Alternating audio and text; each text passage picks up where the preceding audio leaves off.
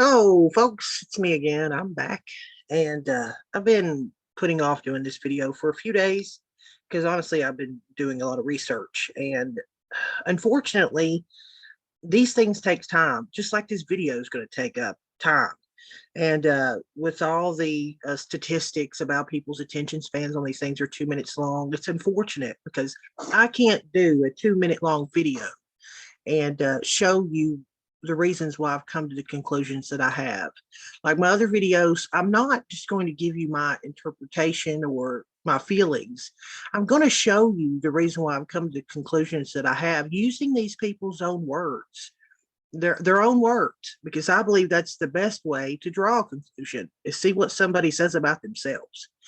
So if you don't know what I'm talking about, people like to say the slap heard around the world. And I'll just play. I'm sure you've all seen it, but just in case you've been living under a rock, I'll play some of this now, and I'll pause it. And one curious situation that I saw happen, and a lot of people are calling out for really good reasons. But here is some of it. Some of what happened. So the good Chris Rock of knows tells a joke about Jada Pinkett being in G.I. Jane. And if you've not seen that movie, it's a movie about Demi Moore. She was a badass, by the way, in that movie, ironically enough. And if you know what Jada was wearing that night, she's like in an army green dress with her head shaven. Sorry, but nobody really gives a damn when men go through male pattern baldness or whatever. I mean, women suffer from it, men suffer from it. That's basically what it is. Okay. But anyway, here we go. Lord. Jada, I love you. G.I. Jane 2, can't wait to see it. All right? And this is something that people point out. Will Smith in this moment laughs. She, on the other hand, does the eye roll and the, like she's ticked off. You're at the Oscars, okay? I mean, Chris Rock's a comedian. He's picked on everyone. So I get the argument too that that's the self-entitlement, narcissism, and privilege that people think that nobody can poke fun at them, even though I'm sorry you saw where they dug up the video of Will Smith actually making fun of a band member on Arsenio Hall, making fun of his bald head, which again a little bit of irony there. But see, he does the eye roll. Great place for me to pause it, and he's still over here laughing. Isn't that funny? And then he's like, what? That was a nice one. Okay. And it was. Listen, how he went in on other people, and this comedian could have done it. It was a very tame joke. I'm out here. And look at him smiling. This is not somebody prepared for somebody to come up and put their hands on you. And I think this was the last thing in this man's mind. And anybody still out there that thinks that this was staged or whatever, I don't know. I don't know. Sit in your find the island with your other conspiracy theorists on this was staged, and I don't know, sip your Kool-Aid. Oh wow! Will Smith just smacked the shit out of me. And at this part right here, if you need, I can show you another video where right when he says that, there's another camera angle now of Jada Pinkett Smith laughing when he says that. She cracks up that joke after he got shit smacked out of him. Yeah, there you go. And then he starts screaming at him while he's sitting down. He goes and sits down, then starts screaming at him. Wow, dude. Yeah. It was a G.I. Jane joke. Keep my wife's name out your fucking mouth. I'm going to, okay? So, and then he says, "Oh," because he could have went in on him right there. I think that's what he meant. Oh, he could have lit into him on some more jokes. So this happens, and as everybody knows now, all the people have come out. I'll show you another video really, really quick here. Hang on.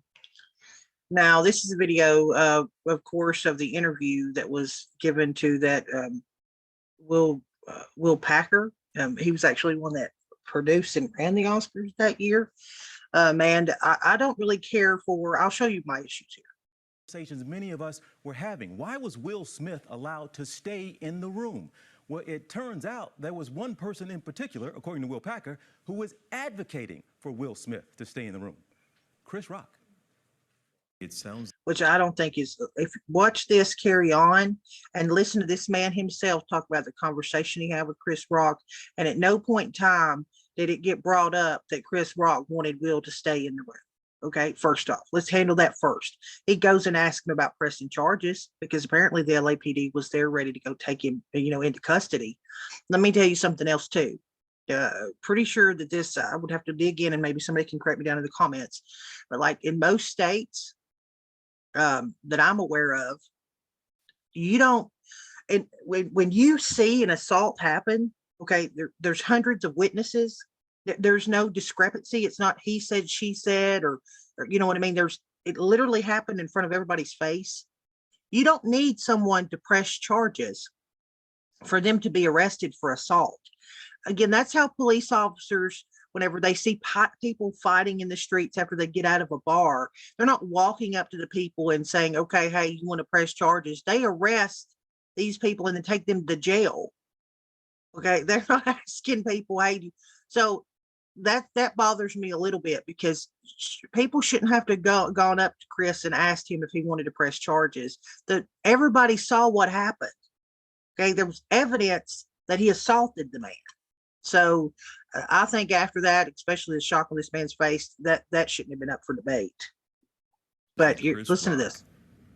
Had the ability, the option to have the LAPD go arrest and remove Will Smith from that theater that night. That's an absolute fact. The LAPD made it clear, we will do whatever you want us to do. And one of the options is that we will go and arrest him right now.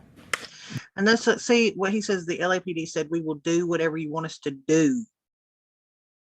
But what? That's not how the police work. Either they walked in and said that he could press charges and have him arrested again, which I believe should have been removed out of Chris Rock's, hands. That shouldn't be a decision he had to make. Everybody witnessed what happened. And then he spins it into trying to make it like that was Chris Rock saying he didn't want Will to be removed from the Oscars, which I would be curious to know what because I don't think Chris Rock has said anything like that he was asked if they wanted him removed. But this guy's going to spin it into, but you'll watch his body language. And when you're telling the truth, you know how it is. You just spit the damn facts. But when you're like very calculated in the way that you're saying things, and it's like you're trying to think of what you're going to say before you say it, that is not how normal conversations take place, unless you bullshit. Will Packer is breaking his silence, giving details about what happened backstage in the immediate aftermath of that Oscar night shocker when Will Smith walked into the stage and slapped comedian Chris Rock. Will Smith just smacked the out of me. That moment came after what we now know was an unscripted joke from Rock about Smith's wife, Jada Pinkett Smith, who's recently been vocal about her battle with alopecia. I gotta fast forward a little bit. We can see all this. Sitting, monitors around you. Tell me what's in your room around you. I said, now right there, listen, he said, you're sitting in your room with monitors all around you. So I need you to keep that in mind. He's sitting there saying he's got monitors. Remember, this producer, he's got all the angles of every camera, and he's sitting there, like a gamer streamer times 40. Okay, how Dr. Disrespects always makes fun of your fourth monitor, but this got at every monitor from every angle. watch this, he's gonna kill. Because I knew he had an amazing lineup of jokes that we had them in the prompter, and ultimately he did not get to one joke. He didn't tell one of the planned jokes. He was just immediately freestyling. But I tell you, if there's anybody that you don't worry about going out in front of a live audience and riffing off the cuff, it's Chris Rock. Nobody's. So right there it says, basically Chris didn't take the paper of jokes written for him, he did his own thing. Better. But even as Smith made his way up on stage, Packer wasn't worried. And I thought this was part of something that Chris and Will were doing on their own. I thought it was a bit. I thought it was a bit like everybody else. I knew we hadn't practiced it. Not concerned. I wasn't concerned at all. As he's walking. I figured, okay, you know, he's going to say something or come at him. Something funny is going to happen because that's the nature of Chris and that's the nature of Will. So let's see what happens. Keep my wife's name out your mouth. I'm going to, okay? Once I saw Will yelling at the stage with such vitriol, my heart dropped. And I just remember thinking, oh no, not like this. And Chris was keeping his head when everybody else was. Yeah, that's another thing I think that needs to be pointed out. That imagine that happening to you, and you're still standing up on this stage with all of your peers standing around you, all these Hollywood actors and actresses, all these cameras pointing at you, and you've just had somebody walk up and assault you, and you're expected to continue on with the show. I mean, I think that can't be said enough about, I don't think most people could have continued to keep their composure like the man did. Losing theirs. And then, gave the quote. That was a greatest night in the history of television. Okay. But my heart at that point was just in my stomach because of everything about it and what it represented and what it looked like and who was involved. All of that was just, I've never felt so immediately devastated like I did in that moment. But it still wasn't until Rock walked backstage that Packer was finally convinced that Smith had actually struck him. The winners are walking off stage. Chris is with them. And I immediately go up to Chris. And you say what? Again, remember, this dude had every camera angle sitting there, and he still didn't know whether or not it actually happened. Or you do what? I said, did he really hit you? And he looked at me and he goes, yeah. He goes, I just took a punch from Muhammad Ali, as only Chris can. He was immediately, in joke mode, but you could tell that he was very much still in shock. It's fascinating to hear that you had a few minutes to try to process or understand what had just taken place, but not until Chris Rock came off stage. You still were. And by the way, and I have to keep pausing because I'm streaming this from someone else, and they'll ding you if you don't take breaks. But if you know something else, if you'll notice that a lot of comedians will tell you they deal with stuff with humor. I mean, that's why they are comedians. So for him cracking a joke like that, I'm sure still in kind of a shock. That's nothing unusual. That doesn't mean he wasn't hurt or, assaulted or, I don't know. It should have never happened. We're not sure if he'd been hit. I knew it was clearly a confrontational moment because of what was happening from Will in the audience, but I still wasn't sure that he had actually struck him. I made that clear, like, Rock, you tell me, whatever you want to do, brother. And he was telling me, I'm fine. This is where it gets a little sketchy for me, looking at body language alone, where like look how he's looking down, like in a way, and how he gets something about all this something doesn't seem right here to me. And that's just me going off my gut. And y'all had conversations with people that are telling you the truth about situations like this. Just kind of watch how he handled it. Let's just get past this. I'm getting out of here. I can't believe this happened. The LAPD came and needed to talk to Chris. And so they came into my office and they were laying out very clearly what Chris's rights were. And they were saying, this is battery. We will go get him. We are prepared. We're prepared to get him right now. You can press charges. We can arrest him. As they were talking, Chris was, he was being very dismissive of those options. He was like, no, I'm fine. He was like, no. And even to the point where I said, Rock, let him finish. And they said, would you like us to take any action? And he said, now, remember this. This is a question presented to Chris Rock. Do you want us to go arrest him? Is what this man's saying. The options presented to him was about arresting Will Smith. No. He said no. And I didn't have any conversation with Will. But the Academy says they asked Smith to leave, which he refused. A lot of folks immediately were wondered why. Let that sink in. They asked him to leave, and after he went up and smacked someone on stage, apparently the Academy is saying they asked him to leave, and he refused. If you want to see the definition of narcissism, go look it up. That you think that you're entitled to not be asked to leave or not be requested and required. Let's just use the word required to leave after you do something like that. Blows my mind. He got up, walked that far, assaulted somebody, went back to his seat and was allowed to stay. Right. What was the conversation behind the scenes? It happened to be right before the Best Actor award. Shayla told me that they were about to physically remove Will Smith. And I had not been a part of those conversations. And so I immediately went to the Academy leadership that was on site, and I said, Chris Rock doesn't want that. I said, I'm still curious as when that conversation took place. So you're hearing right now that the Academy was going to remove him.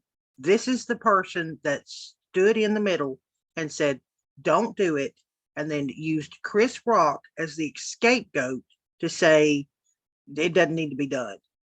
Sorry, but at this point, fuck Chris Rock's opinion about whether or not he should be removed. These people that were running the show should have made an executive decision to do that.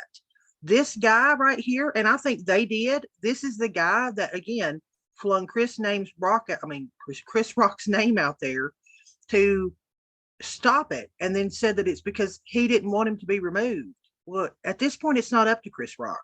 Okay, this guy's still in obvious shock from everybody around him. Even when he did his comedy show the next night, he was like, I'm still processing it.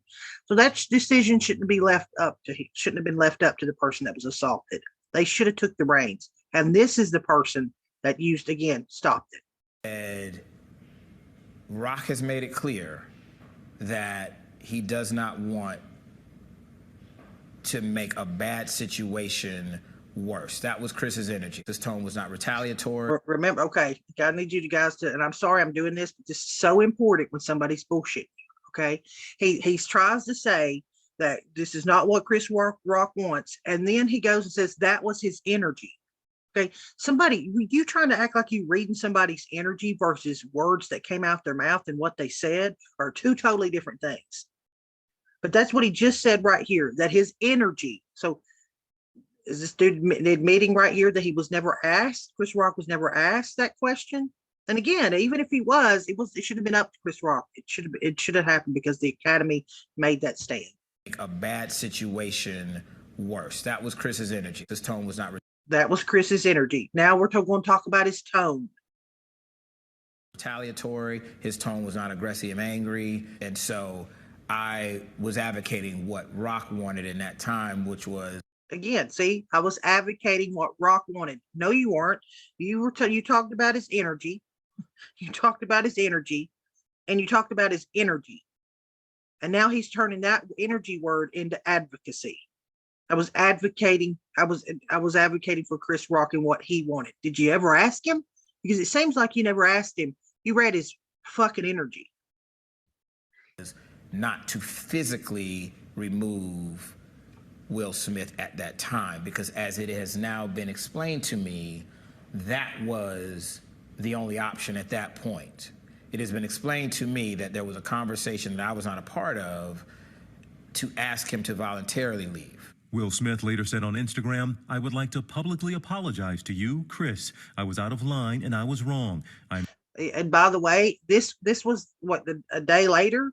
Remember, he went up on stage and gave that acceptance speech where he apologized to the Academy and he apologized to his peers. But the person he didn't freaking apologize to was the person he smacked the shit out of. So when he had the opportunity in front of the same amount of people that he committed the assault to apologize to the man, he chose not to. So to me, this is what you do when you're trying to save your ass. As then you go out and say, oh, the next day your PR person's like, you got to apologize to this guy. I mean, you hit him. Now I'd like to publicly apologize. Yeah, well, you didn't that night when you were apologizing to everybody else. I'm embarrassed and my actions were not indicative of the man I want to be. When did you finally get a chance to touch base with Will Smith? Will Smith reached out to me the next morning and said, and he apologized. And he said, this should have been a gigantic moment for you. And he expressed his embarrassment, and that was the extent of it. Will Smith reportedly did apologize to board members in a Zoom call this week. They are going to make a decision. We expect sometime April 18th. Now, at the bottom of the hour, you're going to hear more in this interview, and you're going to hear. Seemed like, he was all worried about apologizing to everybody else, but the person he assaulted, that person got an Instagram post. Again, let's make sure everybody sees this. He can call everybody else. He can't call the person that he hit. Okay. So I just thought that was important for you to see who stopped him from being removed was someone that read Chris Rock's energy, but then used his name to stop the process from happening. I'm sure you've seen some of these. This was the Jim Carrey going on the CBS morning show. He was there. He's doing that Sonic the Hedgehog movie, and he said a lot of things about what had went down. About how his feelings were, which I think was how a lot of people felt, especially comedians, because you think having a comedian think that somebody can just walk up on stage and hit you because they don't like something that come out your mouth. Well, that's a bigger question for a lot of other things I'm seeing going on in society. But that's probably a video for another day. I was sickened. I was sickened by the standing ovation. I felt like Hollywood is just spineless, en masse. And it really felt like, oh, this is a really clear indication that we're not the cool club anymore. Jim Carrey weighing in on Will Smith's Oscar controversy during a new interview with Gayle King for CBS Mornings. They asked Chris, do you want to file charges? And Chris apparently said no, he did not. He doesn't want the hassle. Yeah, and again, Jim Carrey saying this publicly on this show, I think, regardless of some of his other comments he's made publicly about things. And this, again, I try to separate situations. I try to separate one thing from the next and not let my thoughts or whatever about a person in one situation bleed over into another one. Now it can impact it because, your reputation can follow you. But in this situation, this is him commenting on that alone. And again, sorry, I'm having to pause, but I have to. I'd announced this morning that I was suing Will for $200 million because that video is going to be there forever. It's going to be ubiquitous. Jim Carrey was on hand promoting his new movie, Sonic the Hedgehog 2, but yeah, he made it clear how he felt about Will Smith's actions on Sunday night. You do not have the right to walk up on stage and smack somebody in the face because they said words. Since Sunday night, the Academy has launched a formal review into Smith's actions on stage, and Will has since issued a statement apologizing to Chris Rock, saying in part, quote, "I would like to publicly apologize to you, Chris. I was out of line and I was wrong. I was violent." Who also weighed in on Will's. Your thoughts?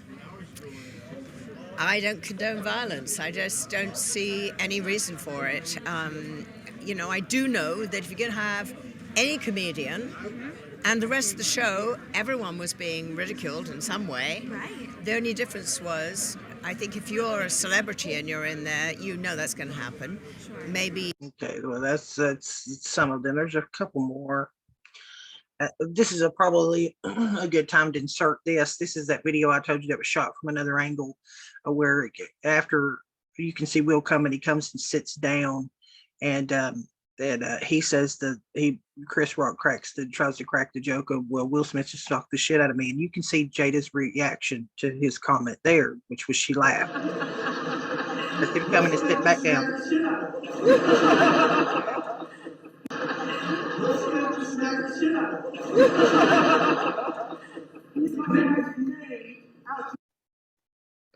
So, again, she found that funny.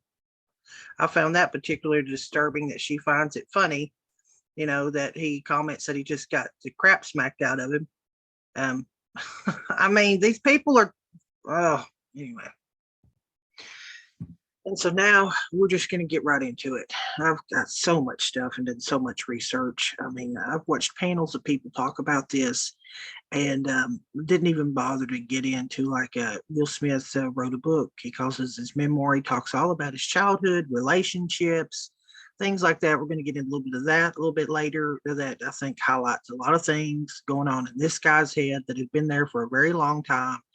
Get into things about how this person was raised. That's just unusual as fuck, and than these two. If you would have asked probably 5 years ago which couple you would have seen in Hollywood that have made it and that you would use as an example of being a healthy relationship, you probably would have said these two, and you would have been really wrong. They just hit it really well, and they didn't talk about it publicly until they did, and then when they did, it was everywhere.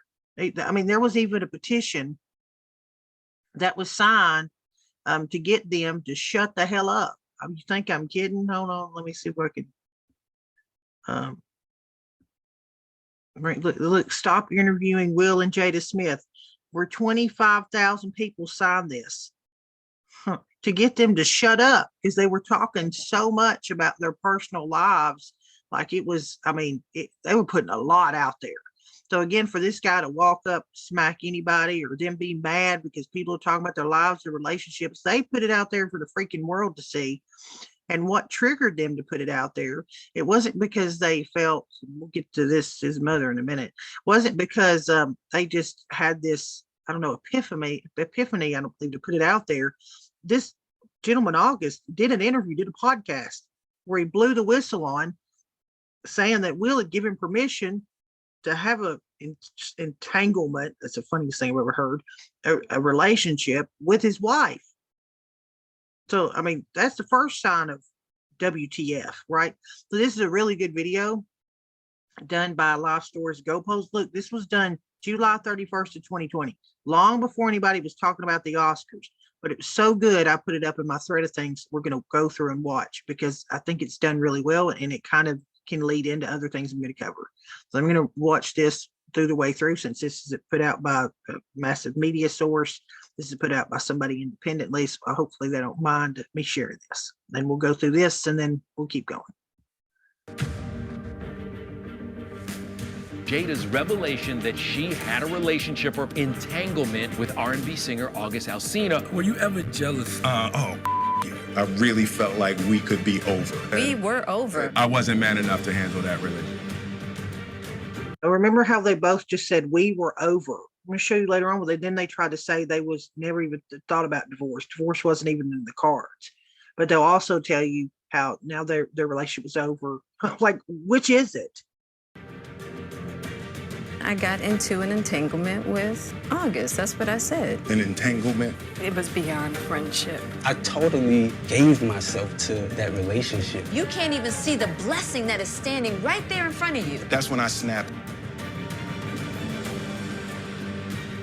I was devastated, even worse than a divorce. There was a period where mommy woke up and cried 45 days straight. It had been so long since I felt good. We essentially... Now imagine hearing that sitting across a table from your husband. You've been married at this point probably, 20 years, that she had her relationship with this side guy. And that's a whole nother thing. That I'll brush on about how she met this young guy and what he was going through, and all the people on Twitter or social media or, out there in the mainstream media will tell you about being in positions of power and taking advantage of people when they're vulnerable and all this other shit that she just kind of glossed over because apparently it was all about her feeling good and not about a young, basically kid struggling with addiction and stuff like that. That's a whole nother thing I can get into. But, yeah, so entanglement. Had to destroy our marriage. So what happened, Jada? Okay, so let's start. When Will Smith met Jada Pinkett, he saw a perfect future with her. We came together young and we were both broken in our own ways. I said, hey, Jada, what's up? It's Will. She said, hey, how you doing? I said, good. I said, are you seeing anybody? And she said, no. I said, cool, you're seeing me now. And my dumb ass was like, okay.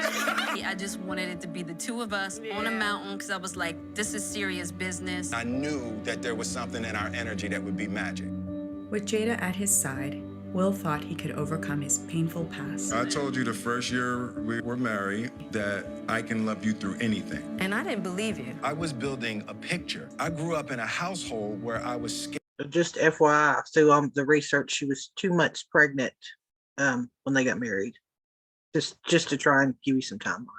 and watch my father beat my mother up. So I was gonna build the complete opposite of that. But there was one person messing up his perfect vision: Jada's childhood best friend. Were you ever jealous of the love Jada had for Tupac? Jada's my heart. She will be my friend for my whole life. It was beyond friendship for us. He was like a brother, father figure to me. But she just loved him like he was the image of perfection, but she was with the Fresh Prince. I was deeply, deeply insecure, and I wasn't man enough to handle that relationship. And when Tupac died, and again, I need people to remember that this now relationship she's in with Tupac, they were friends. They were close friends and deep friends and good friends. But they were friends. And sometimes how this is portrayed is like these two were like in some kind of lifelong like marriage type relationship. No. And I will show you a clip before Tupac passed of what he said about women and not being has yet to find his woman that he would want to marry. So again, this is listen, we've all lost people we love. I've lost my mother. No one could come close to my relationship with my mother. But like, if I carried on and met someone, later on in life and got in a relationship with and married him, I wouldn't let that destroy my other relationships because I lost someone I loved. It would be devastating. But I will show you things where she even had her young daughter was writing letters to Tupac about how much her mommy missed him and asking if he could come back. This is, from her daughter. I'll just show you that now. Look at this. Dear Tupac, I know you are alive someplace. I think that my mommy really misses you. Can you please come back? Can you come back so mommy and me can be happy? I wish you were here. I really do love Willow. Can you imagine being married, being your daughter and having your daughter write a letter to a man that was just a close friend to your wife, writing a letter to him, begging him to come back so her and her mother could be happy? Imagine what soul punching, devastating situation you would be in to feel like your daughter needs another man to come back so she can be happy. And your wife can be happy. Are we on the same page there? Jada was devastated. When you have somebody that has your back, when you feel like you're nothing, that's everything.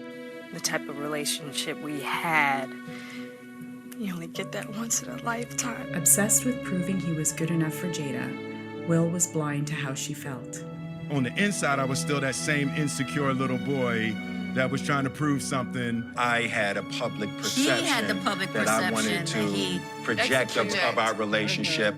And instead of speaking up for herself, Jada was suffering in silence. I'd been trying to live up to an expectation for Will. I felt that money and winning made a good relationship. We're succeeding in the world. That means our relationship is good. And I need to say right here, a lot of people have come out about, Jada and having Will's balls in her purse and all this other stuff. And there's some of that going on and maybe some guilt from him and stuff. But that statement right there of how Will envisioned how he wanted their family to be perceived by the public eye and that weighing on her and her trying to live up to that expectation, I believe that. I believe that was a big part of it, especially in the beginning. So people can say whatever they want to say. I've done a shit ton of research on this, and again, using their own words, that I would say that, yeah, he was trying to live a picture perfect kind of life, and everybody was trying to kind of live that. But I just showed you too what other stuff could be going on just as much. What kind of conversations were happening in this house to have a little girl write a letter to another man begging him to come back? So this psychological kind of basketball game being played, neither one of them are innocent. So that's not a defense of her, because again, I showed you that letter. I don't know what kind of conversations you're having with your kid for her to feel like she needed to write a letter to tell another man to come back so her mother could be happy. Well, you've got a father living there with you. I don't even Internally, our family was winning. There was a period where mommy woke up and cried 45 days straight. I think that's the worst I've ever felt in our marriage. Will, throw away everything that's happening in the outside world. Your career, everything. And it's just me and you on an island. Damn. What do we have? When Will planned an extravagant birthday party for Jada against her wishes, they finally hit the breaking point. I just wanted to have intimate Just time. intimate. She's told me that the party was the most ridiculous display of my ego. I was crushed because it was true. It wasn't a party for her. When she called me on that, that's when I snapped. I was an insecure little boy that wanted Jada to say I was great. And if she didn't say I was great, the dragon came out. You can't even see the blood. Now, I want you to remember that part where he said that if she'd say it was great, then the dragon came out. That's played a role in Will's entire life and his relationships. Blessing that is standing right there in front of you. Will and Jada separated in secret to protect their perfect family image. I can't be loving right now. I can't be kind right now. So you have to let me go. And when I come back, I will come back in a way that is the way you deserve. It would have gone bad. Yeah. And we both instinctually We knew that. knew. We decided that we were going to. I think that's important, though, if you hear what he says. I can't, and Will Smith is talking right now, I can't be loving. You have to let me go. So it's like he's the one that needed the break, maybe. I don't know if he thought the break meant move your son's friend August in and then sleep in your marital bed kind of break, but Right now, I can't be kind right now, so you have to let me go. And when I come back, I will come back in a way that is the way you deserve. It would have gone bad. Yeah. And we both instinctually We knew that. knew. We decided that we were going to separate for a period of time, and you go figure out how to make yourself happy, and I'll figure out how to make myself happy. Well, Jada tried to find happiness by putting someone else first. August Alsina, an upcoming R&B singer who is struggling with a serious autoimmune disorder. I was in a lot of pain, and I was very... Again, I need people to understand. If the roles were reversed and a 40-something-year-old man had moved in a 20-year-old girl that was struggling with conditions like autoimmune deficiency, being a drug addict, needing help, she comes out and says she was trying to basically like rescue this kid. Reverse the sexes here. And you tell me how people would react if she had been a man and August had been a woman. broken. We actually became really, really good friends. Oh, you did. And it all started with him just needing some help. Now, see, it all started with him needing some help. Again, remember what we'd say in society. If somebody came in that vulnerable, you knew they were that vulnerable, and you took that situation and turned it into something sexual or into a relationship. Think about how think about what people would be saying. Think about what people say to Will and did shit. Wanting to help his health, his mental state. While Will threw himself into his career more than ever. I was failing miserably, but on the outside, I was winning. I shut down for 2 entire years.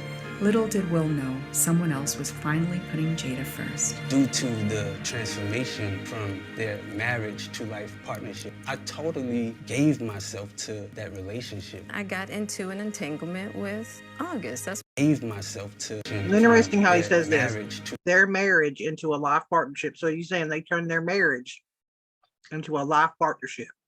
What the hell is that? Married friends?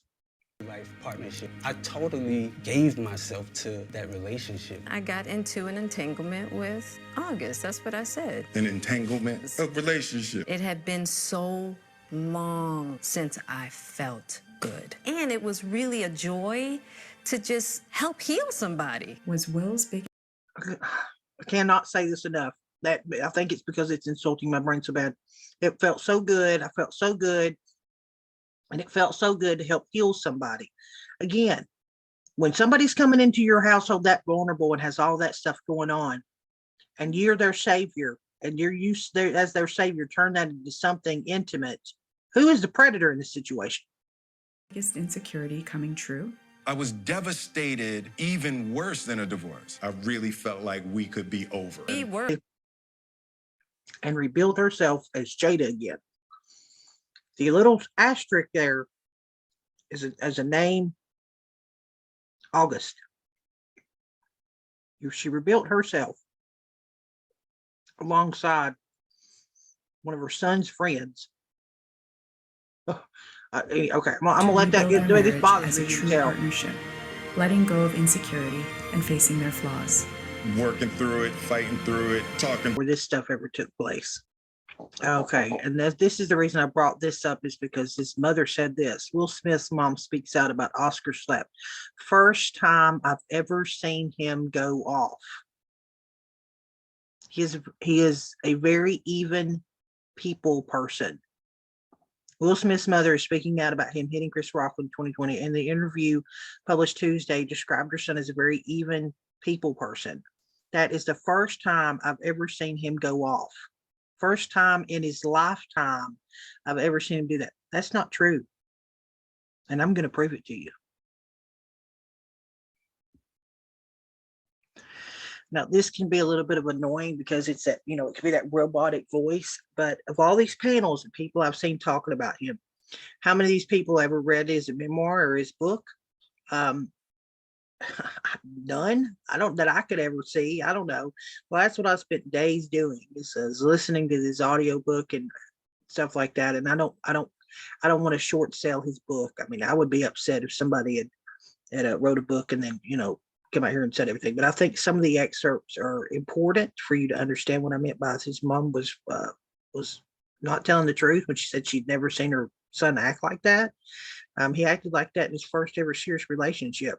But I'm going to start this. And by the way, this is the whole audiobook. This is actually something I found on YouTube, where Will actually did his own audio for his book. He read it himself. But so this is just important, I think, for people to understand how he's acted in his life, in his relationships. But this kind of goes, the part I'm going to start here is about what he was looking for, what he always thought a relationship should look like. And so again, I apologize, it's that robotic voice. I'm leaving the captions on. Sometimes they're iffy, but for you to kind of just understand what I mean.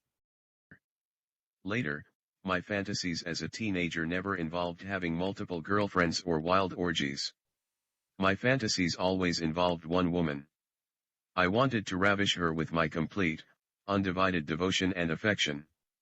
I wanted to be the best man she's ever known. I wanted to fulfill all of her dreams, solve all of her problems, take away all of her pain. I wanted her to adore me.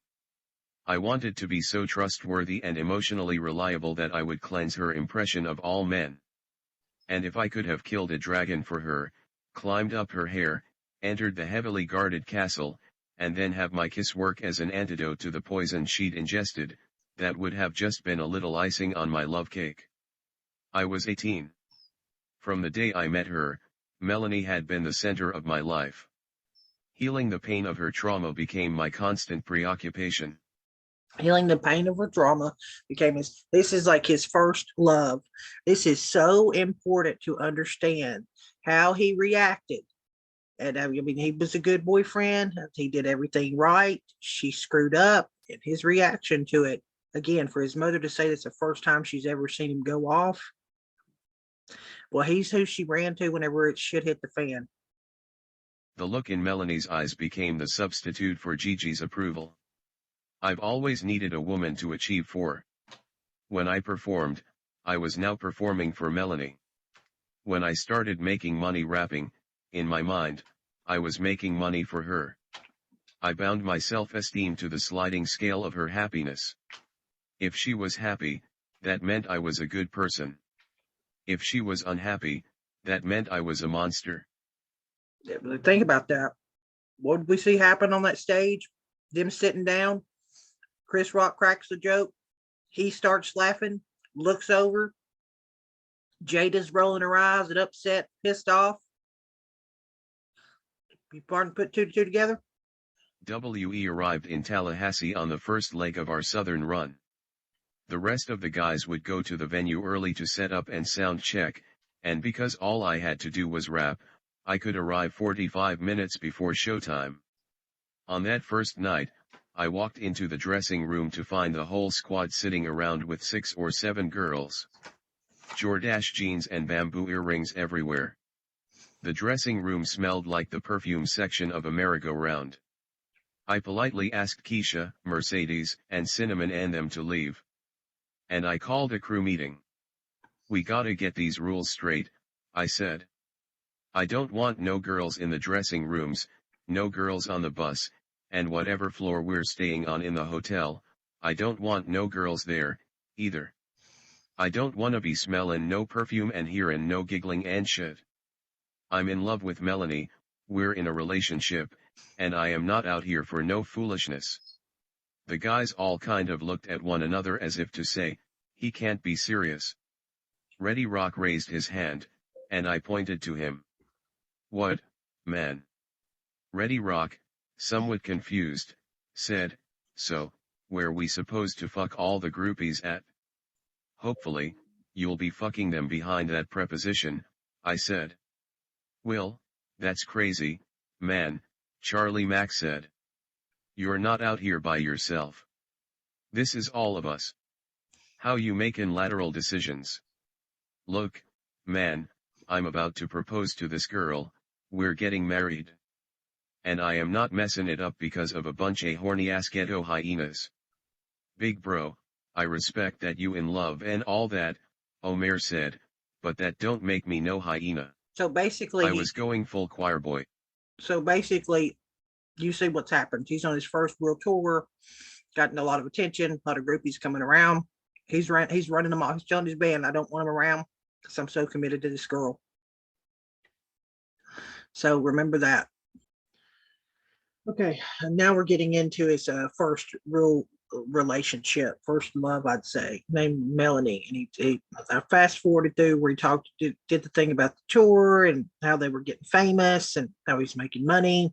And then he comes home where Melanie is supposedly, waiting on him. And so I'm going to let this play. It's important to tell you what happens and how he reacts. And this again, when he was 18, maybe he's turned 19 by now. But here we go. I always loved how much Melanie missed me. Even weekend gigs when I came home Monday mornings, she acted like I'd been gone for months. She knew how to make a dude feel glad he was home. When I walked in after the Northwest trip, she and her aunt were in the kitchen, cooking, just as they'd been so many times before. Being on the road can be excruciatingly lonely. It feels almost like it dehydrates your heart. Her aunt was in her usual dark blue hijab with her glasses way down on the tip of her nose so she could see into the pots. The smell of the food seemed to soften and quench my parched soul. Melanie was in one of her art smocks that doubled as an apron. I always thought that was weird. Paint is chemicals. That smock did not belong in a kitchen. I looked at Melanie. Everything was the same except something wasn't. Her energy was odd, something was off. Because of my upbringing, it's almost as if I have a shock collar wrapped around my central nervous system. When I perceive that something is askew, that someone's external behavior is out of sync with what is going on in their heart and mind, my body experiences what I can best describe as a gradual rising electrical current. I feel a bzzzzzzz. It does this, I think, because it's reading off the actual text. But again, folks, that's called your gut. Whenever you're around someone and they're effing lying to you and you sense something's off, it's usually your gut talking to you. And I tell everybody all the time, people dismiss that. People should start listening to their gut more. So again, I apologize for all the Z's. I think that's just the line in the text of reading it. And then it's like I'm shivering, but I'm not cold. The kitchen was hot, but I had the chills. We sat down. We ate dinner. We talked about the neighbors' dogs. Melanie's aunt had once been to Portland. She didn't like that section of the country, too rainy. Melanie was laughing too much. Bzzzzzzz. After dinner we watched Trading Places. I know every word Eddie Murphy says in that movie. He was my idol. Melanie and I had seen it at least 10 times, but tonight she kept laughing too hard. Bzzzzzzzzzzzzzzzzz. Her aunt went to bed. We were finally alone. Melanie snuggled into me. I had missed her a lot on this trip. We kissed. But her kisses felt less like affection and more like something she thought she'd better do if she was going to successfully hide the fact that she had fucked somebody. BZZZZZ. BZZ. So he's come up off the road, straight out the airport. He goes to the aunt's house where she lives with her aunt. They cook dinner. He sat down, gives her a kiss. She's laughing awkwardly. And that kiss, he feels like something's off. Okay? We'll call it. BZZZZ. BZZZZZ. BZZZZZ. To this day I don't know how I knew. Or how I felt so confident to commit wholeheartedly the way I did to my instinct. Taking her arm from around my neck, pushing away, I stood up and yelled, "You think I'm stupid?" "What?" Melanie said. But not strongly enough. "I know what the fuck you did. Stop looking at me like I'm stupid." I was all in, every chip on the table. I was holding nothing, but she folded. "I'm sorry," she said, bursting into tears. "It only happened one time. But I don't love him, I'm so sorry. I love you. We were just friends, and then you were gone. I didn't know what you were doing out there. I was missing you. I swear to God, I won't do it again." What? Well, remember what's happened with August and the Jada thing. You don't have sex with somebody else because you're missing the person you supposedly love. All right? All right. I was right? But no. Why? I had been knocked unconscious in the past. My first day at Overbrook High, when I was hit in the head with that lock, there is a blue flash, and then you're in a strange, alternate universe where all of the things you once... Now we're getting to the part where his reaction to finding this out and what he does. And again, I need people to understand, he's in her aunt's house. Okay? So this isn't a house he's bought. No, this is a house that her aunt. It's her aunt's house. Believed are now up for grabs. Gravity, cause and effect, love, whether or not it rains in Southern California. This is impossible. I've done everything right. I'm winning. I'm the best.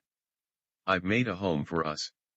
I've spent months arguing and fighting with the ravenous, slathering pride of ghetto hyenas to keep girls off the buses and out of the hotel rooms. I haven't touched or kissed or barely even glanced at another woman. I come straight home from the airport. We've talked about babies and making a better home than either of us had grown up in. How could you possibly do this to me? How could you do this to us? On the outside, though, I was strangely calm, because none of these thoughts were registering as actual feelings.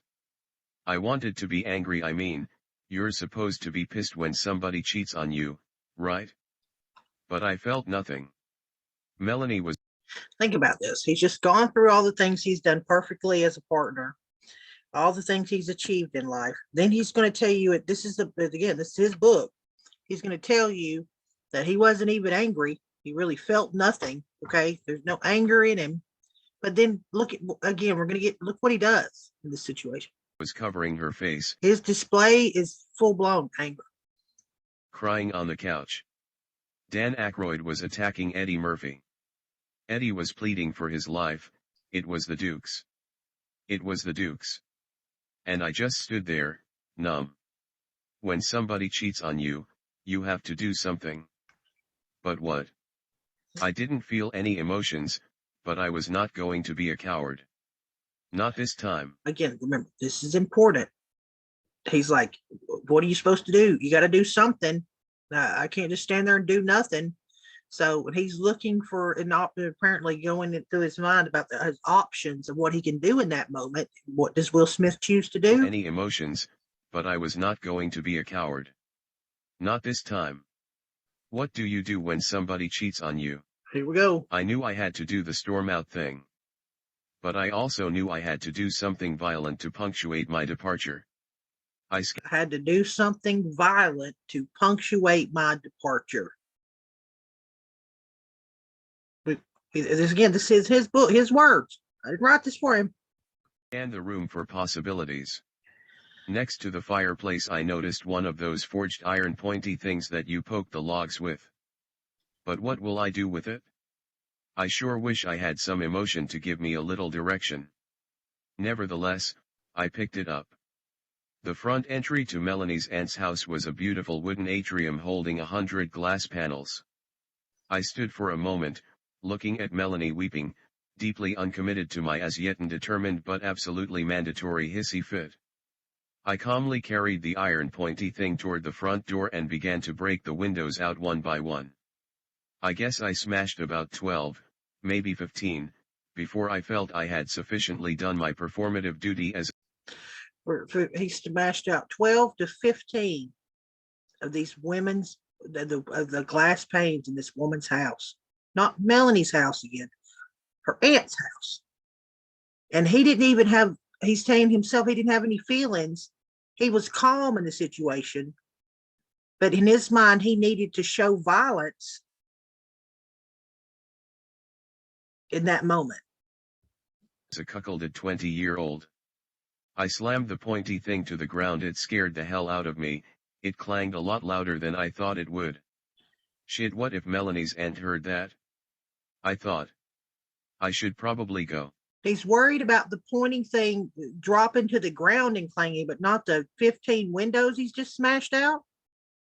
Melanie and I were supposed to be walking home together, but instead I decided to walk to Woodcrest alone. Mom had finally had enough. She had kicked Dio out while I was on.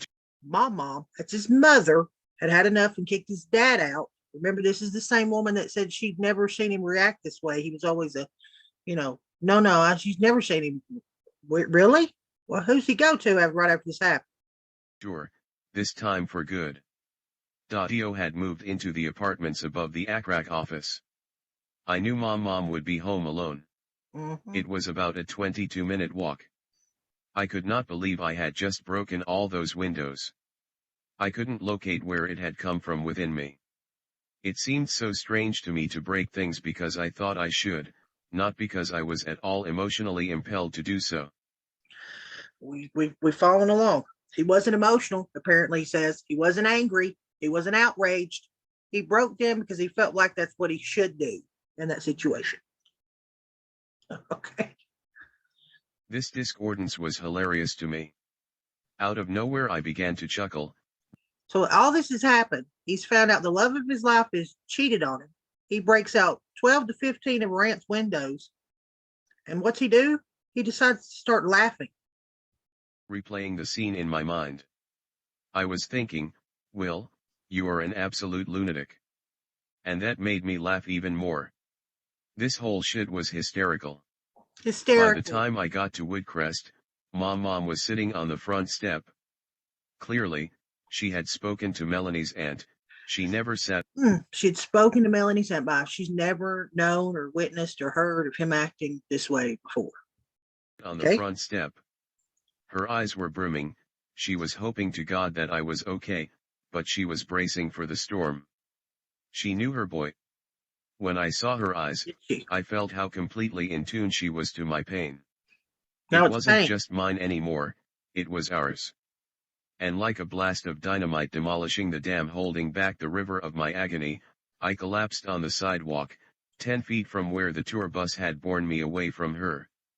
Mom runs down, throwing her arms around me, as I wail. My childhood home mutely staring down upon my anguish. I had believed that leaving Woodcrest would mean I'd never have to feel this way again. How could she do this, Mommy? Why did God let this happen? Mom said nothing, she just held me. I was an adult now, my problems were beyond her fixing. I could feel her tears falling on the back of my neck. She picked me up and took me home. Heartbreak should be considered a disease. It induces a debilitating state akin to mental illness. The pain I was suffering was so intense I would have preferred to have been stabbed or beaten or have a tooth pulled without Novocaine.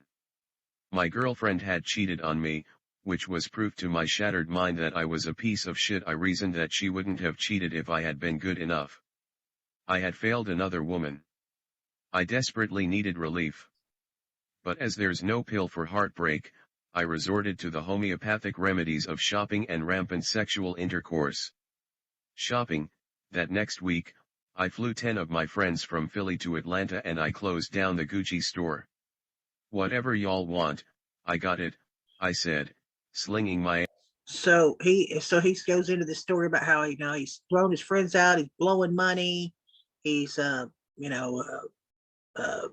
having sex with everybody. That's his reaction to this. Okay. So I'm going to fast forward a little bit and get to the part of after he does all this, then what he chooses to do with Melanie. Well, hang on. I'll take a pause. This part's important too, because it's I don't even know how to explain. I'll let him explain it for yourself. What happened in this process? He told you he went out and was having sex with a whole bunch of freaking women after she did this. This is what developed into that. But over the next few months, I went full ghetto hyena. I had sex with so many women, and it was so constitutionally disagreeable to the core of my being, that I developed a psychosomatic reaction to having an orgasm. It would literally make me gag and sometimes even vomit.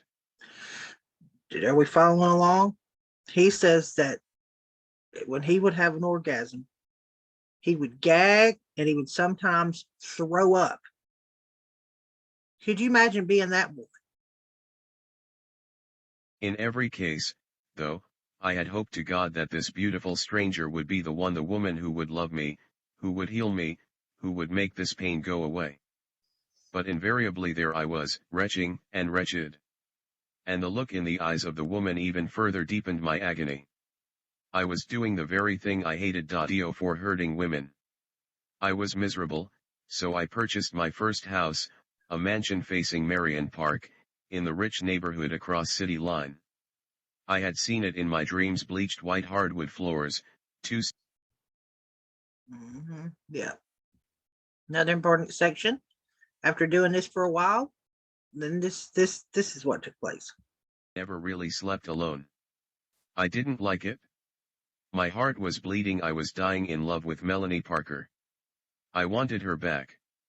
My mind at the time still correlated performance with love. The entire basis for my self-esteem was foundationally dependent upon whether my woman was happy. Are we hearing this? The entire basis for my self-esteem was foundationally dependent upon whether my woman was happy. His woman was happy. My self-image was inexorably bound up in women's opinion, and my self-image was inexorably bound up in women's opinion approval of me. And approval. I figured that since I was not receiving the love I so deeply craved. What happened at the Oscars when he sat there and laughed at Chris Rock and then looked over at Jada Pinkett Smith and she was upset and pissed off? It had to be because of a deficiency in me as the lead character. If I had performed the role of boyfriend better, she wouldn't have cheated. As you can probably imagine, that bought me a first-class ticket on a bullet train to agony. Melanie worked at the merry-go-round in the Gallery, a mall in downtown Philly. I had it all planned, a grand, romantic gesture of forgiveness. I was going to walk in, our eyes would meet, I would forgive her, and she would fall into my arms, gushing tears of gratitude and remorse. Then I would tell her that I wanted to marry her and that no wife of mine has to work in a shit-ass merry-go-round. We would give her boss the middle finger, hop into my brand new Benz 300 CE, and I would take her to her new Marion Road mansion, the one with the jacuzzi in the bedroom, not the bathroom. Parking at the Gallery was rough, so Charlie Mack drove us. That way he could sit in the car and keep it parked right in front of the store so I could Romeo flex. Now this is going to get interesting because he's telling the story about after doing this for a few months and literally developing a gag and vomit reflex to orgasming. Then he then decides on a whim, apparently, that he's going to go back and get this girl. He's going to get her from her job. What's important here is there's apparently a young man working at the same facility, and you're about to hear what he does in this situation because of feeling he has or a thought or because of what basically the way the guy looked at it. Into the merry-go-round, sweep her off her feet, and carry her over the threshold to the awaiting Benz. Beep beep. Charlie hit the horn. Yo, man, you know I don't have no license. So, if the cops come, I am a just... Fast forward this, he talks about he ain't got no license. This dude also has a gun charge, apparently. You know I got a gun charge. Hurry up before 520 roll up. I ran into the store and, hurry up, I can't get it yet. Jews go get Melanie, man, hurry up before 520 roll up. I ran into the store. It was a quiet day, the place was mostly empty. Melanie was behind the counter, folding Jordache jeans. She didn't see me. I got to watch her for a few, I would have watched her longer, but Charlie didn't have a license. In those few moments, I knew I didn't want to be without her. Whatever was empty inside of me felt full when I saw her. All that ached was soothed, all that was thirsty was quenched. She looked up, and our eyes met. There was a brief but undeniable moment of clarity. Melanie absolutely loved me. And I loved her. Bzzzzzzzzzzz shit. My damn shock collar. I don't know what it is, but I trust it. I let my attention tunnel deeper inside of her. I walk up to her, we hug. Still not right. Bzzzzzzzzz. I let go of her. We smile. I scan the store. He was light-skinned, with light eyes. I hate dudes like that. Bzzzzzzzzzzz. They scan the store and there's this guy, okay, just a dude standing over there with light skin apparently and light eyes, okay? He's not walked up, had a conversation with this person. They're just in there. I look back to Melanie. She pretends to fold the clothes quicker. My lunch break is in 15, we can go get something to eat, she says. Bzzzzzzzzz. I look back to him. He won't make eye contact with me now. I see you, motherfucker. I charge across the store. He tries to get away guilty. But there's nowhere to hide in a merry-go-round. I'm all over him. Melanie is screaming. Somehow, Charlie Mack appears, and pulls me off him. The store is a wreck. Pulls me off of him, and the store's a wreck. I want everybody to follow along here. He has been gone for months, having sex with all kinds of random women. Enough so that he's now throwing up at coming. He goes to get this girl from her job, and there's a dude in the store. He doesn't know anything about the guy, doesn't talk to the guy, doesn't know if they've been intimate or date, whatever. Right? And his solution in that situation was to go attack the guy, tear the store up. And it doesn't matter what he's been out here doing, he's been out here shacking and shooking or whatever. Nope. Remember in the other story he told you he didn't know how to react. He didn't have any feelings in the situation. He became violent because that's what he thought he was supposed to do. Well, I don't see any of this story being told about he didn't know how to react to another man. His reaction to that man came, I think, pretty good, organically in this story. Charlie Mack appears, and pulls me off him. The store is a wreck, so are his pretty green eyes. The Charlie is store's a dragging wreck, me, and so are his pretty green eyes. So he's beat the shit out of this kid. and I am dragging Melanie. We scramble into the getaway car. Nigga, I told you I had a gun charge. What are you doing? Charlie barked as we peeled away. So there's another story about what his reaction. Again, this is when he was young. So his reaction was to go beat up some guy he didn't even know because he was working in the same store as his ex. And then he talks about how now the stores are wrecked. So we seeing a pattern here. So again, for his mother to say she's never seen him react that way, I'm sure she's read his book. And I'm sure she was his mother. He told the story of sitting on the stoop, after he did what he did to the aunt's house, and he said he could tell by her reaction she talked to the aunt. So I don't know where all that's coming from. But again, I found that interesting that that's how he reacted in those situations with that woman. This part continued on and talks about how that was her last day at working at the merry-go-round. Of course, amazing how this guy apparently never can't remember if he faced any charges. I can't remember. It's been a couple days since I listened to this part. But he brings her back to his mansion. Now he's given her a big house to live in. And he talks about the people who he surrounded himself with, what his options are, and the one he went with. We'll let this just a couple of minutes display because not the bathroom. We vowed to make it work. My secret, unspoken oath was, if you come back, I promise I'll be good enough. THJBM stands for the Junior Black Mafia. Their motto in Philly was get down, or lay down. Meaning, you were either with them or against them, you were either a part of them or you were dead. When you're a 20-year-old rapper from the inner city of Philadelphia who's just made his first $1 million, the only people who can afford to hang with you are other rappers, professional athletes, or drug dealers. I picked drug dealers. Bucky was 5'1", and the one is a stretch. He was a former gold. So he's brought in this guy to the house that he's supposed to be making a safe haven for him and this woman that he loves. He goes on, I'll see if I can find it really quick, but he goes on to talk about how basically it felt like she was so miserable. She was asking him to quiet it down because he filled this house with tons of people constantly partying. And she was even asking turn the music down. He'd say, yeah, I will in an hour. But this is somebody he loves so much he couldn't live without. Okay, this is a little bit where he talks about how the atmosphere in this house. Marion Road was now party central.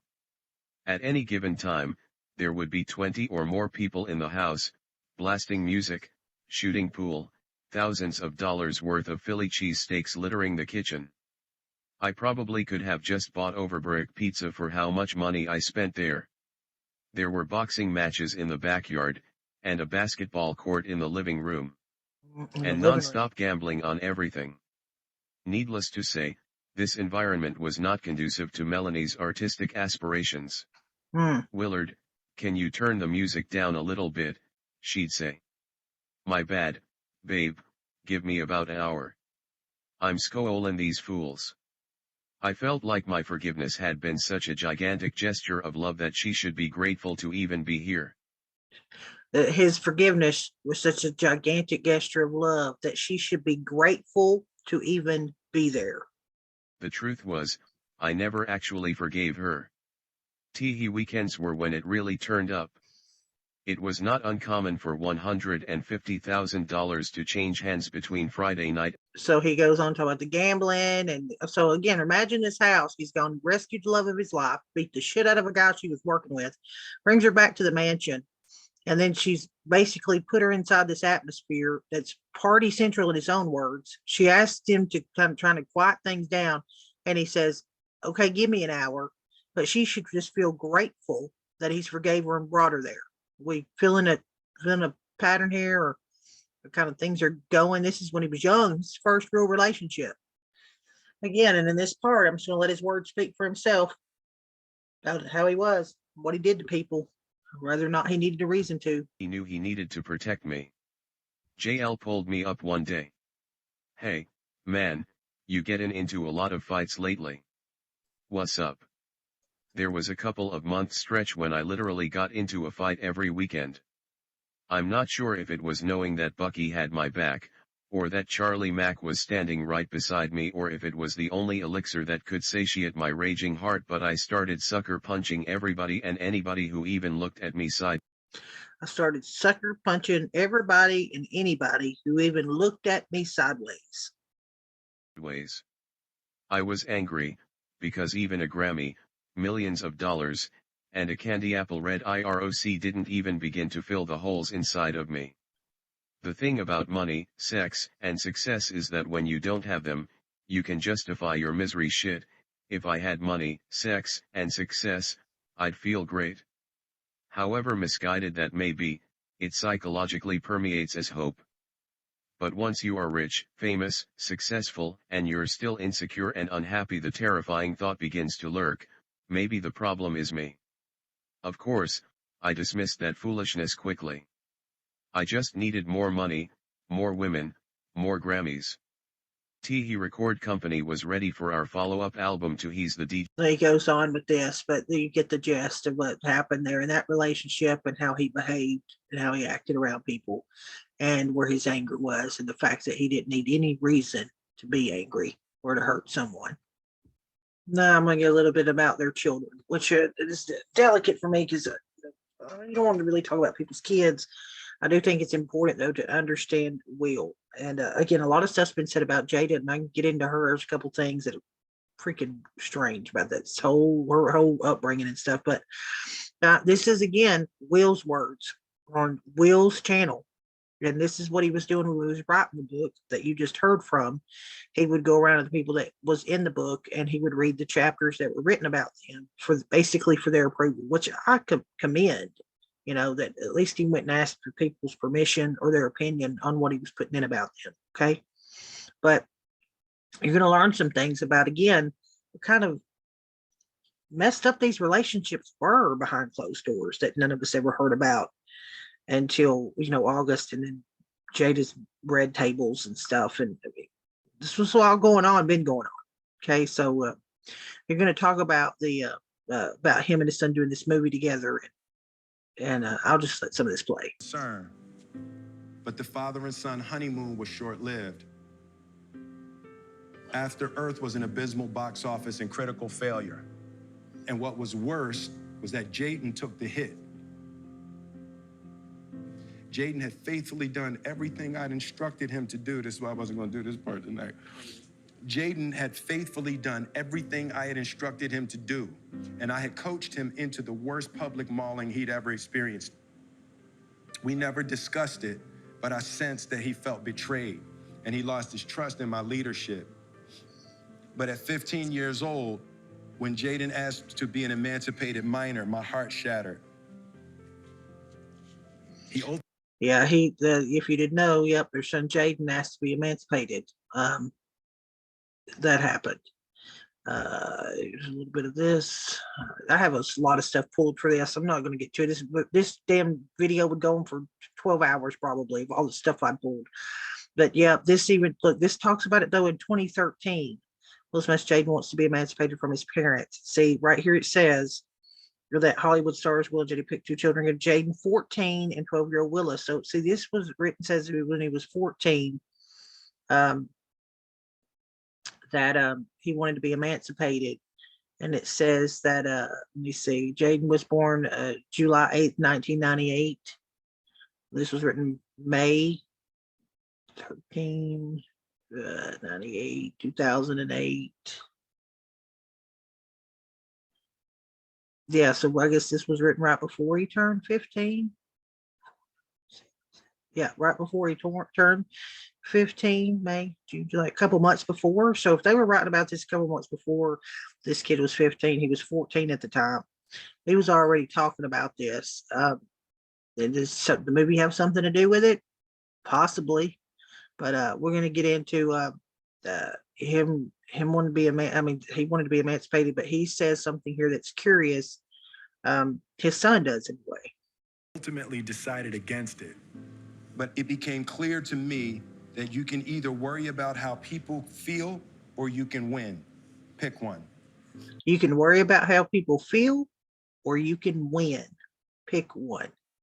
And that kind of, if you think about what we just listened to about his first real serious relationship, you know, about, oh, he went and rescued her from her job, moved her into the mansion, but then he really didn't give a shit about how she felt, or, you know, she needed some peace and quiet in her own home. I mean, he turned it Party Central, didn't give a shit about the guy that was working in the store while he was out here screwing everything with two legs.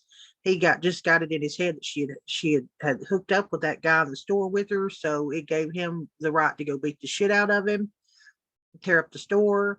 Then he went on to talk about how he beat the shit out of anybody that looked at him wrong. And then he says this about his own son, basically either cared about his feelings or win. Wow. That's crazy. That's crazy. It was so beautiful. It was an amazing time. Like, I loved every part about it, and like how people responded to it just goes to show like just the volatility of the world. Yeah. Like, that's something we never talked about. After Earth was the beginning of working on After Earth was beginning of working on our relationship. This is a teenager at this point. our relationship and our connection, and that's what I got out of it, and that's all I needed to get out of it. Yeah. You know? Again, my question is, where was this man at? These kids' lives, to where this young man says that him and his father didn't start working on their relationship till he was a teenager. And then, curiously enough, he wants to be emancipated after he says this about them working on. Then his daughter's about to say some. He's about to say some stuff about a relationship with his daughter, and I think that clues you in a little bit even more. You know what I mean? And that's kind of how I felt about it. That's beautiful. I feel like I have to come and do. Yeah. Oh, Jesus. Beautiful. That was written perfectly. That was written perfectly. Now he kind of gets into it with his daughter now. Again, I'll pause it just for so I don't get hit or something, struck with a strike. Especially this man. My world-dominating, hair-whipping global superstar was totally bald. Remember, she was 9. But before I could respond, I felt something slowly turning, shifting until it clicked into place. Oh, wait a minute. I might have, hang on a second. Yeah, sorry, that one kind of caught me off guard. If you'll see, I had to go all the way back here because the part that it got to was, it's like he took a pause and then went back to this part. But this is his daughter, Jaden. I'm talking about Jaden and shit. 9 years old, this 9-year-old being doing this song and kind of how that went a little bit. It's important, I The think. chapter is called Mutiny. Whip My Hair was a platinum global record. Willow was 9 years old and had landed a 30-day European tour. Little girls around the world were whipping their hair. The iron was hot and it was time to strike. 9 years old. One night, Willow comes off stage in full post-performance bliss and jumps into my arms. I'm finished, Daddy. I'm ready to go home. Well, you can't be finished, sweetie. You just started. You have a few more weeks to go. It doesn't matter to you that I'm done, Daddy? Willow said. Well, of course it matters, baby, but you can't be done. You can't be finished until you complete what you promised to do.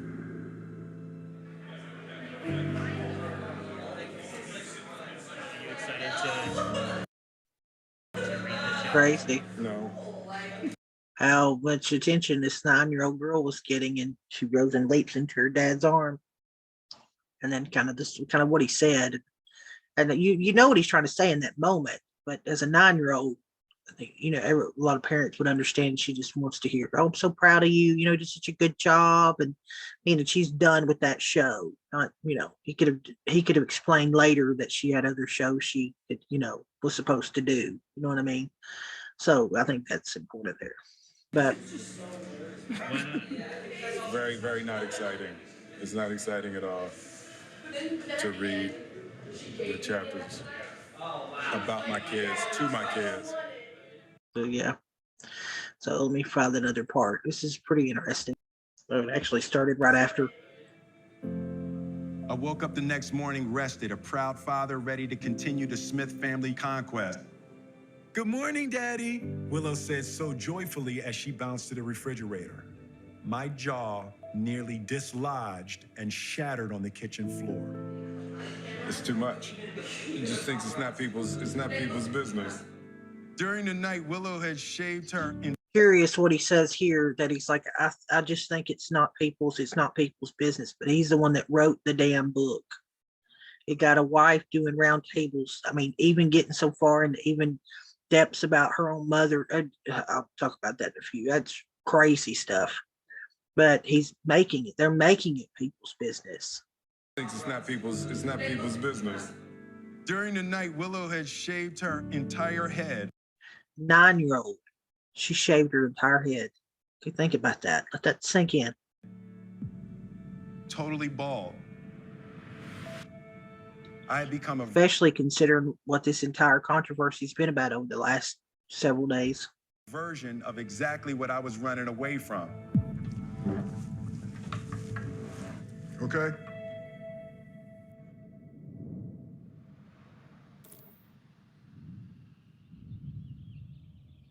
Hmm.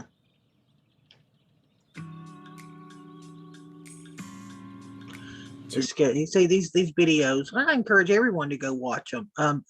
It is curious though. I'll bring that up too about a lot of these videos. Is Jada Pinkett Smith's nowhere to be found. He even talks about how it'd been 2 years since he'd been back to Miami. In any of these videos I've seen him, to his credit, I've not watched them all, but I never saw her once.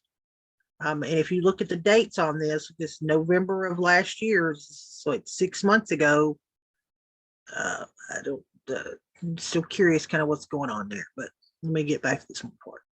And I'm going to show this little part right here because to me, when I saw this, it did lend its hand to like people's kind of these Hollywood actors and their narcissism about how they don't appreciate another person's time or when another person puts into something. This dude's sitting on the ground and the person asked, "What do you think the chances of Will showing up today are?" So that means he's not reached out, not called anyone, not said, "Hey, I'm not going to be there." You know, for whatever reason, he didn't even bother to call anybody and tell him he wasn't going to show up.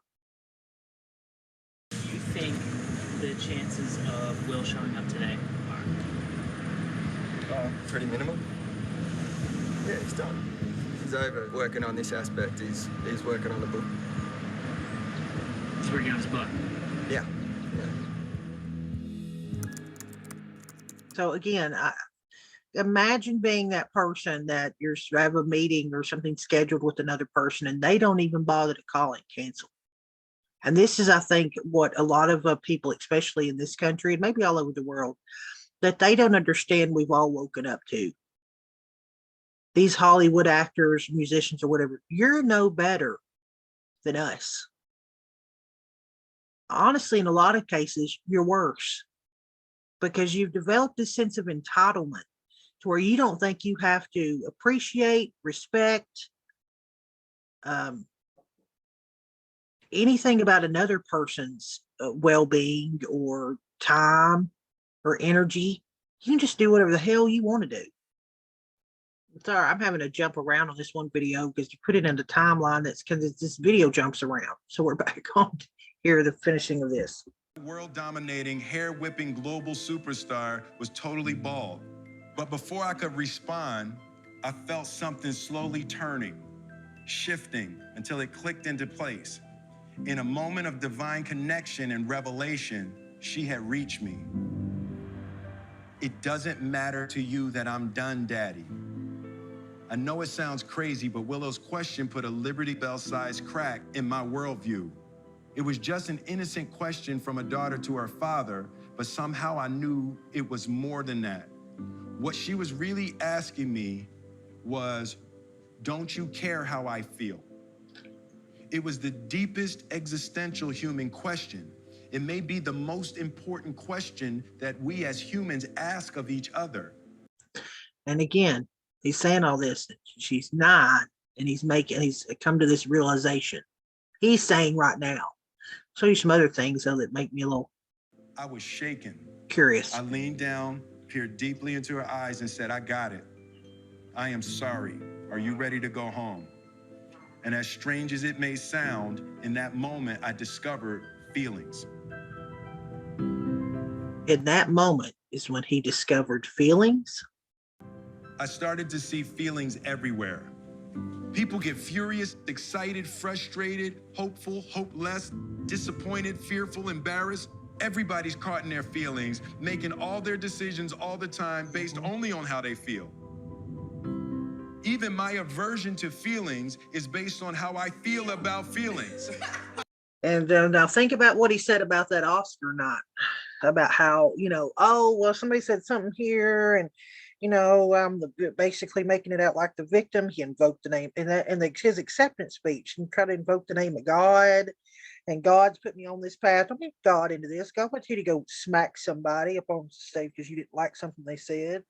Don't be using he said something about my wife when she said worse things about a lot of other people, and so has he. That to me was a massive speech about excuses and trying to brush the blame off on everything but himself. I felt like Christopher Columbus, who had discovered this new place that people was already at. Nobody gives a shit about anything except how they feel.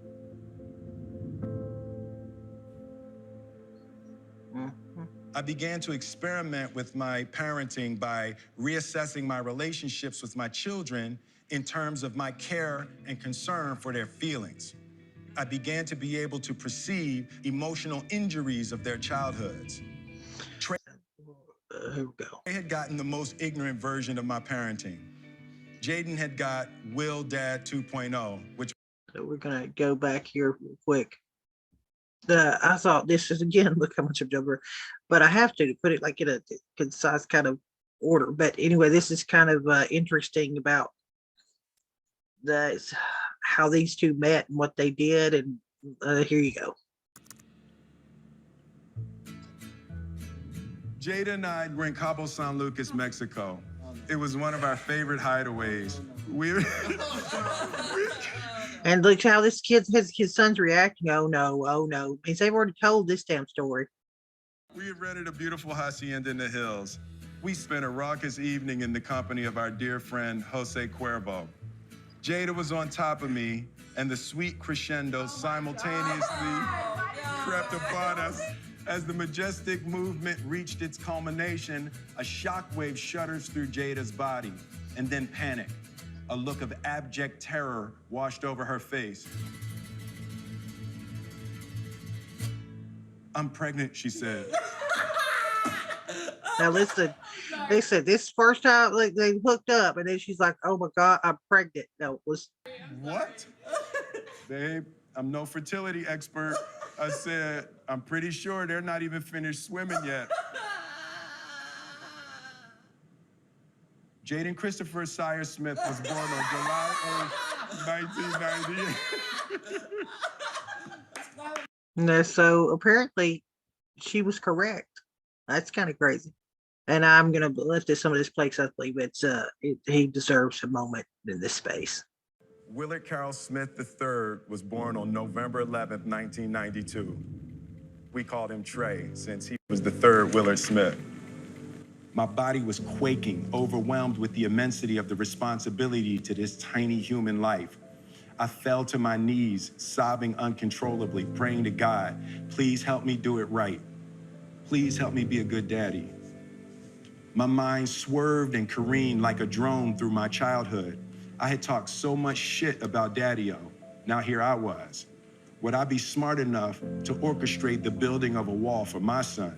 Could I put food on the table and keep the lights on without fail? It's 3 a.m. I'm on my knees. I'm just a little boy. I never wanted my daddy so bad. And then, damn. And then something clicked, deep in a place where nothing had ever clicked before. A decision, an ironclad conviction. I wiped my tears, I stood up, I gently touched Trey's head, and I knew there were only two possibilities. One, I was going to be the best father the planet had ever seen, or two, I was going to be dead. And then, but look at how that unfolded. Though there's stories about how he wasn't there for this son of his until he got older, and it was Jada apparently that is the one that reconnected them and made him basically step up, be a dad to him. So I'm gonna get into that in a second. And this is kind of what started it all. I mean, the exposure of their intimacy and their inner workings of their relationship. And you've probably all seen this. A lot of pain, and I was very broken. Now, in the process of that relationship, I definitely realized that you can't find happiness outside of yourself. Mm-hmm. And luckily enough, you and I were also going through a process of healing in a much different manner. I would definitely... Oh, we've definitely got a different manner. But yeah, this video is probably already going to be so long. It's not even, I've got so much more stuff pulled. I mean, I got off, well, usually when you do this kind of research, like I have stuff pulled about Tupac, about other stuff, the things with Jada and her upbringing with her parents and some of the kind of the crazy shit that went on there.